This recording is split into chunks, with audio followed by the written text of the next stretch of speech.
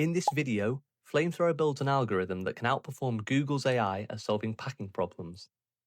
As he explains in his video, packing problems boil down to placing shapes into containers in the most optimal way.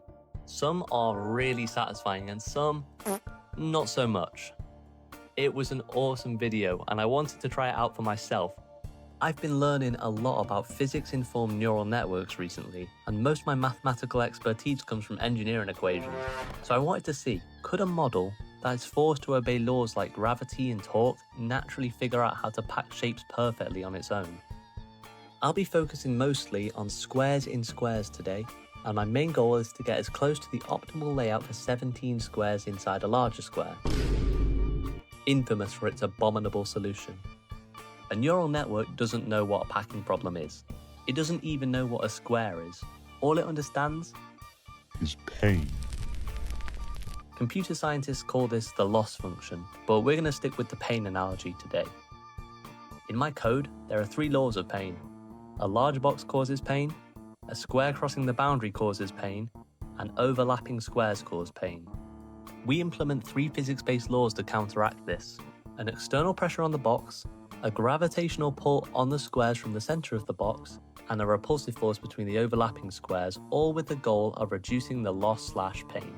The AI's only goal is to make it stop! It repeatedly uses a bit of calculus called the gradient descent, which is like asking the question, if I move the square one way, does the pain increase or decrease? And then it steps away from the pain.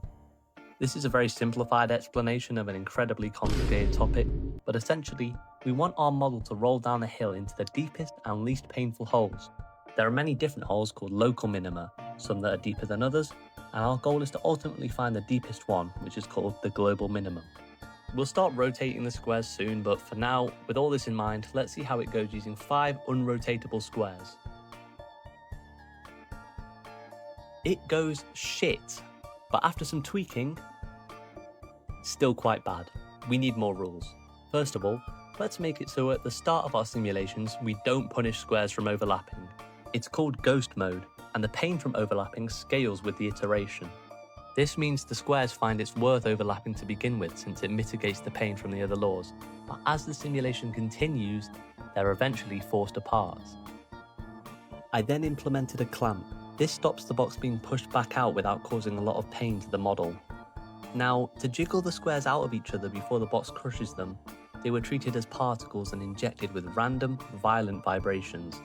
From there, it was a tug-of-war between the 2 forces until it settled into a pretty much perfect arrangement. You can see from this awesome animation I made the exact moment we switched from ghost mode to clamp mode. We pretty much reached the optimal score of 3, if not for my poor coding, but it's good enough for a test run. Square rhymes with video share, which you should definitely do, by the way. But does this rhyme with video share? Yeah, it's still a square.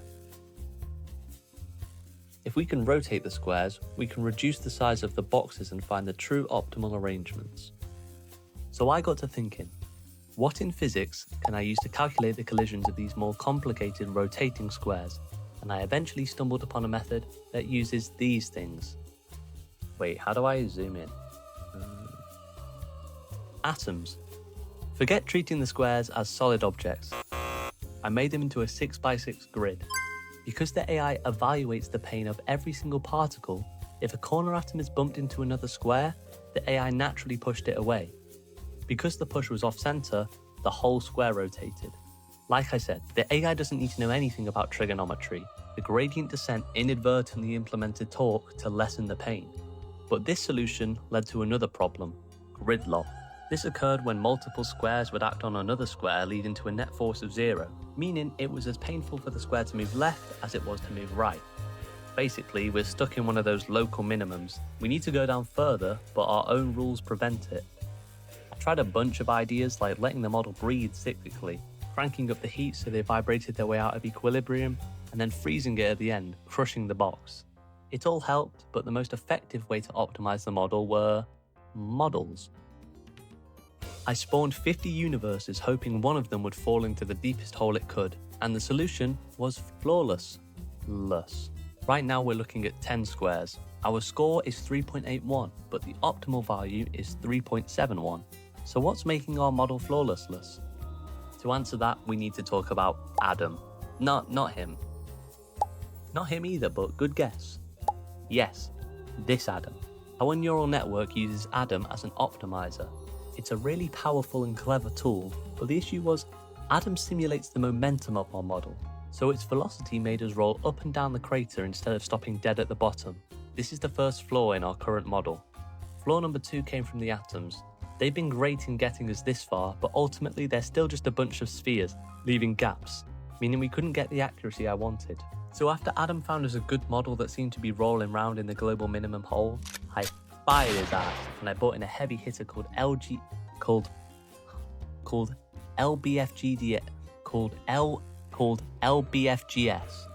No, BFG does not stand for Big Friendly Giant in this case, but it is smart enough to stick to the exact bottom of the valley in a single step. We then threw away the atoms from this last calculation and brought in the separating axis theorem. This is like shining a light between two squares from every angle. If at any point there is a gap in their shadows on a wall, then they aren't overlapping. Now we have no little gaps and the squares can sit perfectly flush against each other, we can achieve the ultimate high score.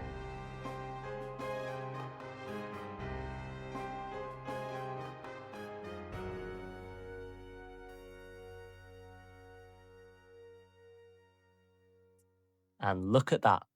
It's not pretty, but it is just as compact as the optimal solution. This was all run on my very modest laptop, by the way, which I was expecting to explode long before I got this far. Do you hear that? Is that boss music?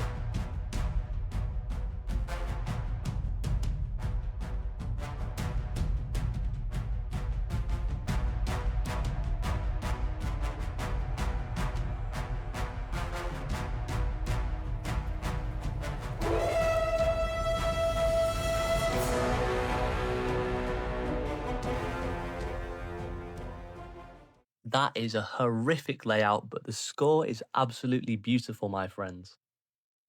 There was something strangely satisfying about seeing the forces of the universe be able to solve such an abstract mathematical problem, and torturing the AI was satisfying too. A special thanks to Flamethrower. He used the best tools out there and insane processing power to break like 100 world records.